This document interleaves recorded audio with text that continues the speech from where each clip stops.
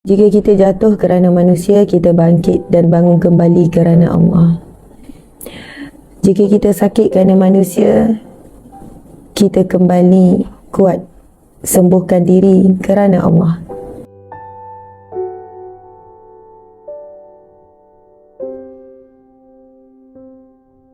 Walau apa pun yang berlaku dalam hidup kita, kehidupan perlu diteruskan.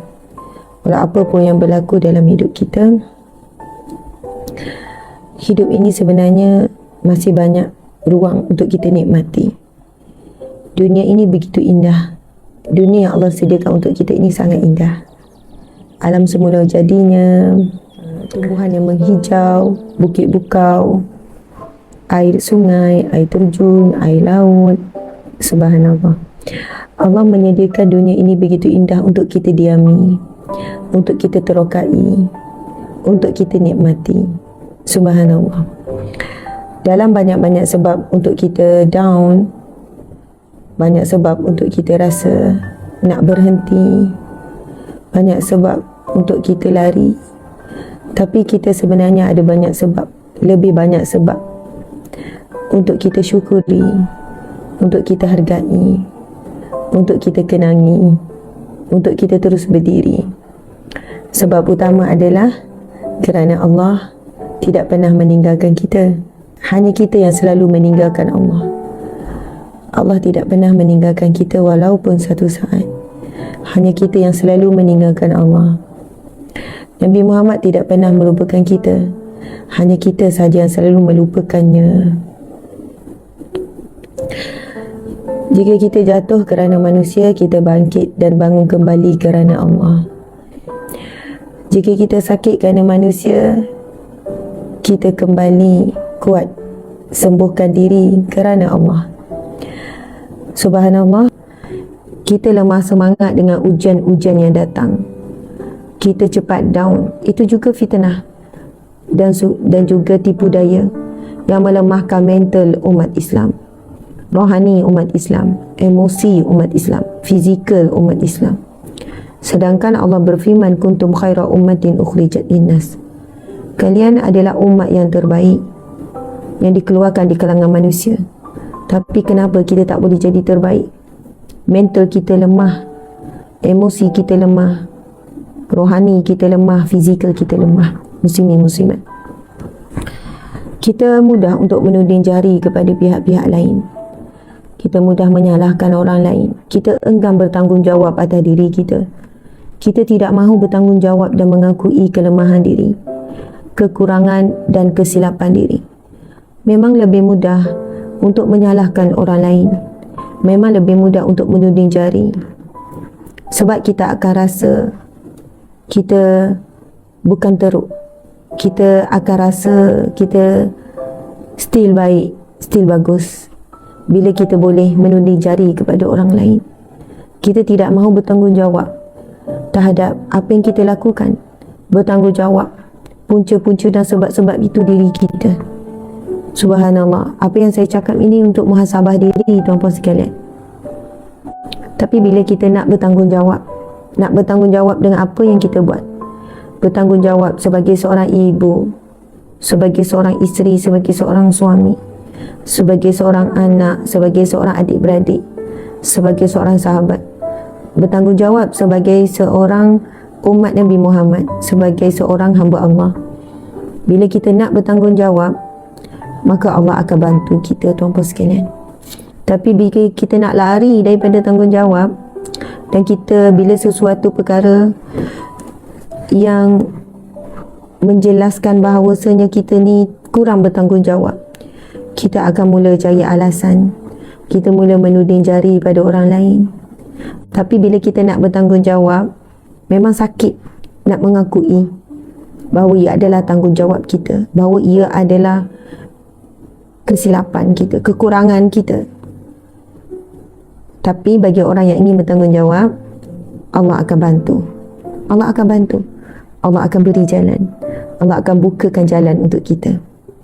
Allah berikan kita dapat melihat sesuatu yang sebelum ini kita tak lihat. Allah buka mata hati kita. Allah buka mata dan telinga kita. Allah berikan pertolongannya. Jadi jangan lari daripada tanggungjawab. Jangan mudah untuk menunding jari kepada orang lain apabila kita kurang bertanggungjawab.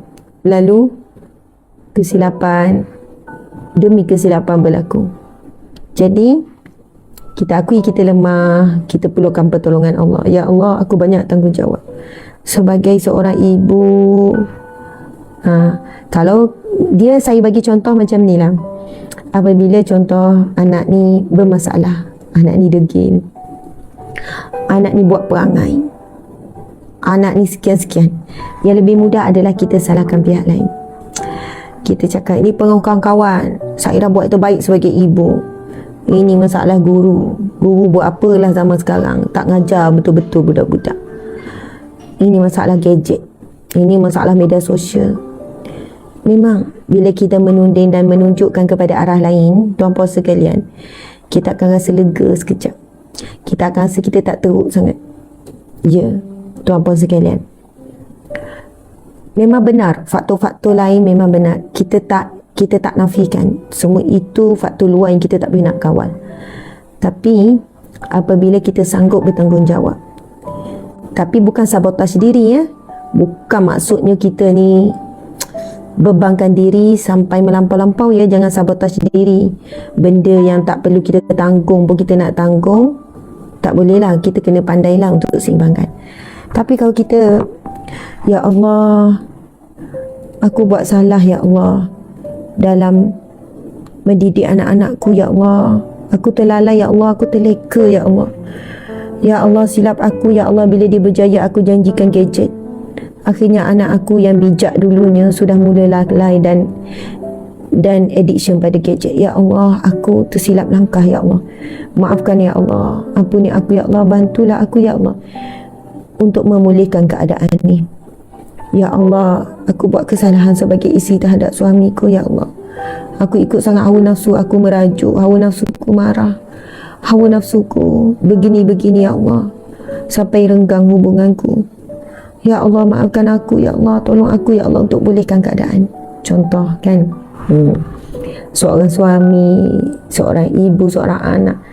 Jadi sebenarnya paling mudah nak akui kelemahan tu dengan Allah, sebab kita tak perlu rasa malu dengan Allah.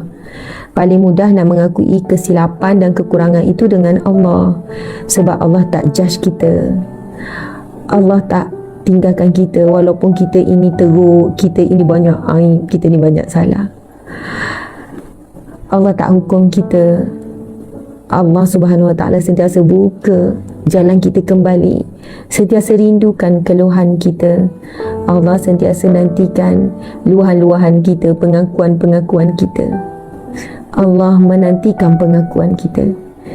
Akui kita lemah, kita salah, kita kurang, kita menangis, kita minta dengan Allah.